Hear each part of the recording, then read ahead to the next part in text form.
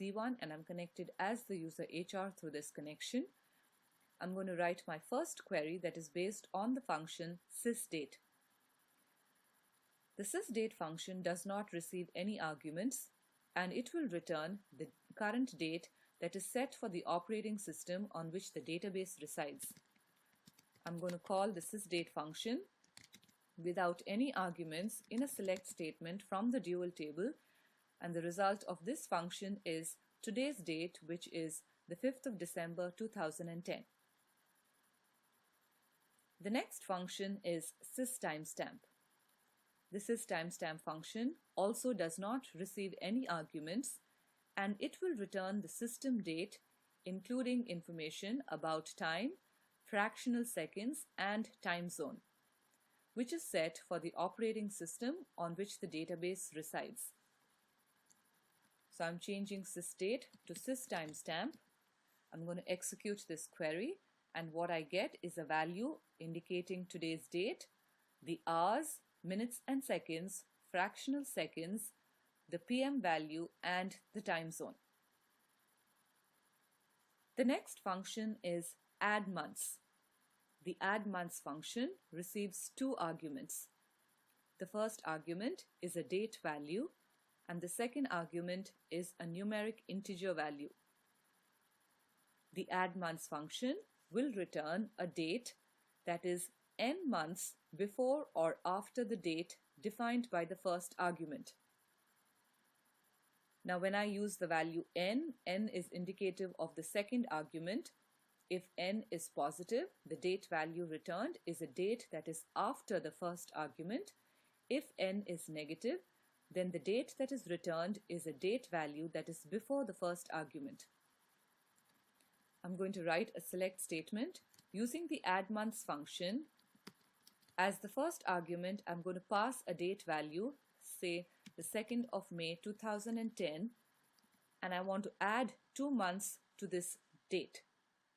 What I'm going to get is a value that is 2 months ahead of the 2nd of May 2010, which is the 2nd of July 2010. If the second argument is a negative value, what I will get is a date value that is 2 months prior to the 2nd of May 2010, which is the 2nd of March 2010. The next function is months between. The months between function also receives two arguments, both of which are date values. This function will return a number representing the number of months between the two dates. I'm going to write a select statement. Select months between. I'm going to pass as the first argument a date such as 15th of December 2010. My second argument will also be a date. This date was a value that was prior to December, which is 12th of August 2010. Now the number of months between December and August are going to be returned by this result, which is 4 months. If I change my second argument to a value which is after the first argument, such because 12th of August 2011 is after the 15th of December 2010, the result of this function will now become a negative integer value. The next function is trunc. Trunc receives two arguments. The first argument is a date value and the second argument is a string.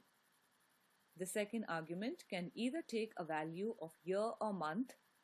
If the second argument is year, then the function will return the 1st of January of the year that is specified by the first argument. If the second argument is month, it will return the 1st of the month for the given date defined by the first argument. I'm going to call the trunc function. This time, as my first argument, I'm going to use sysdate. We know that sysdate returns the current date.